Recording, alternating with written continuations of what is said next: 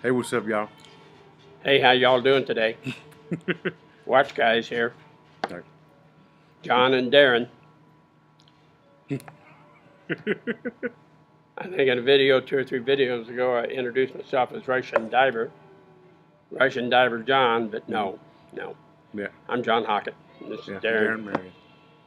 Have a story I want to tell. I teach at a university, and sometimes my students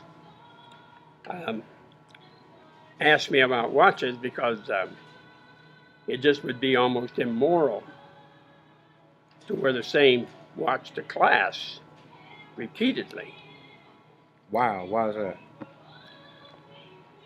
We'll give them something to talk about. All right. They'll remember that. They may not remember the professor, but they remember the professor with the watches and made it tough on them. Mm-hmm. My professor that I remember made it tough on me and demanded the most, and I like to do that. But this one particular class, and this was 3 or 4 years ago, and a nice gentleman in my class, and I won't give you his name, but at this age, I'm not sure I really remember it. But so he said, "Man," he said, "what is that?" I said, "That's an Invictus Stealth." I said, "That's really," I said, "Stealth isn't the name." Yeah. So how did you see it? Well, it's difficult, but it's very cool. Remember, I told you I buy what I see, and what I didn't see I really liked. Okay. But all blacked out. But you could see the hands. Mm-hmm. You could see the hands, and you could see the numbers. But he said, "Can I take a look at that?" I said, "Well, yes, but we'll be on break in a little bit." So then he looked at it, and he sat back down. And so the class asked him, "Well, how'd your watch experience go with professor there?" He said, "I think you ought to give it to me." Wow. I Good said, thing you taught at a Christian. You teach at a Christian university. I do teach at a Christian university. I said, "I'll tell you what, if the Lord speaks to me and tells me to give you that watch, it's yours." And I heard somebody in the back of the room, "Professor, give him that watch." I said, "I see it back there. You're not a ventriloquist." So I saw your lips moving, but anyway. Mm-hmm. So it was getting near the end of the evening, but we had to get another break, and he didn't talk about the watch anymore. Mm-hmm. So when the break was over, I took it off. Mm-hmm. Here you go. "I can't take your watch. Mm-hmm. The Lord spoke to me. Yeah. I can't take your watch." I said, "Are you going to deprive me of a blessing to bless you with this watch?" Wow. He said, "I can't take the watch. I'm going to leave that watch laying here on the desk. If it's gone, Mm-hmm. I'm going to assume you took it. And it's going to be a shame that somebody's going to wear that watch, that the Lord didn't want to have that watch, Mm. and that watch will probably break." He picked up the watch. And that break prior. Really. I've got emails from him, and he said, "I owe you a watch." "No, sir. No, sir. You don't owe me anything." I said, "I'm sure I've been blessed Mm-hmm. by passing that watch on to you." He said, "I didn't want to know how much this watch was worth, but," he said, "I was a little shocked." Mm-hmm. Well, I have connections.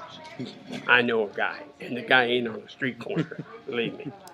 That stuff's junk. Yeah. So anyway, I'm glad. I told him I was glad he liked it, and I enjoyed that. Mm. If he came in and saw us doing a watch video, I hope he's wearing it. I'd like to bring that. I'd like to bring that to full. I'd like to bring that to full circle. Yeah. And giving, it's better to give than receive. Mm-hmm. And That's why I give you a hard time. he's a giver. He's a giver. He's a giver. I trashed the burnt, trashed the laptop. Next thing I know, where'd we meet? I think we met at a bread shop. Mm-hmm. Yeah. And he gave me a computer, a laptop. Oh, wow. Yeah. I forgot about that. You did forget about it. I didn't forget. I didn't forget about it. I did forget And about this computer is bulletproof. Bulletproof. It didn't have one of those vests on, but the operating system is nearly bulletproof, and so. No, man, right on. Anyway. Yeah. My Cool. grandsons, and I've talked about my grandson Mick, who's the diver going to dive school, learning to weld underwater, and I gave him an Invicta. In fact, I gave him a watch called an Ice, was the manufacturer, and at that time, I owned a company called Ice, and so I gave one to Isaac. And when they know those ice watches, when they know they're coming to see me, they try to remember to wear their watches so that my feelings won't be hurt. Mm-hmm. But the one watch that Mick or Isaac liked, I had on my wrist, I just took it off. Mm-hmm. He said, and he gave it back to me. I said, I can't take that back. He said, you give it to me? Mm-hmm. I said, that's what grandpies do. Yeah. He's a good kid, too, man. Oh, I got great. Good firm handshake, man. Oh, yeah. That's another story on both counts. So. Yeah. Giving Mm-hmm. is better. We'll always feel better to give. Mm-hmm. And I'm not a, we had Christmas with the family. Part of my family lives in the northern part of the state.